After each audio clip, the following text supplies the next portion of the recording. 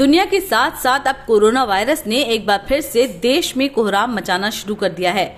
ज्यादातर राज्यों में स्कूल कॉलेज एक बार फिर से बंद हो चुके हैं। तमाम राज्यों ने नाइट कर्फ्यू के अलावा सख्त पाबंदियां लागू कर दी हैं, लेकिन इसकी रफ्तार है कि थमने का नाम ही नहीं ले रही है।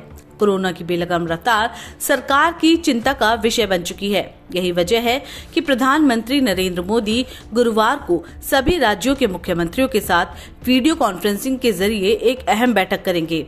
इस बैठक में कोरोना की स्थिति और उपायों पर चर्चा होगी। माना जा रहा है कि मीटिंग के बाद केंद्र की मोदी सरकार कई अहम फैसले ले सकती है। इससे पहले शनिवार को भी पीएम मोदी ने अधिकारियों के साथ कोरोना को लेकर एक उच्च स्तरीय बैठक की थी। इस बैठक में स्वास्थ्य मंत्री, गृह मंत्री, गृह सचिव, कैबिनेट सचिव समेत कई अधिकारी मौजूद थे। इस बैठक के बाद प्रधानमंत्री ने निर्देश दिया था कि जिला स्तर पर स्वास्थ्य सेवाओं को और मजबूत किया जाए। साथ ही प्रधानमंत्री ने 15 से 18 साल के बच्चों के लिए टीकाकरण की प्रक्रिया को और तेज करने का भी निर्देश दिया था। आपको बता दें कि देश में कोरोना के मामले तेजी के साथ बढ़ रहे हैं। हालांकि आज मामलों में थोड़ी गिरावट देखी गई है।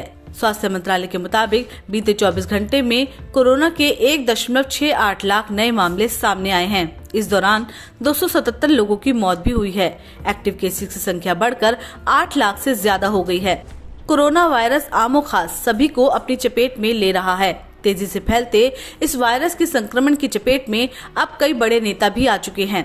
रक्षा मंत्री राजनाथ सिंह कोरोना पॉजिटिव पाए गए हैं। इसके अलावा बीजेपी अध्यक्ष जेपी नड्डा, कर्नाटक के सीएम बसवराज बोम्मई, बिहार के सीएम नीतीश कुमार और दिल्ली के सीएम अरविंद केजरीवाल भी संक्रमित हो चुके हैं। कोरोना के बिगड़ते हालातों के बीच 5 राज्यों में विधानसभा चुनाव भी होने हैं। चुनाव आयोग ने इन चुनावों के लिए तारीखों का भी ऐलान कर दिया है।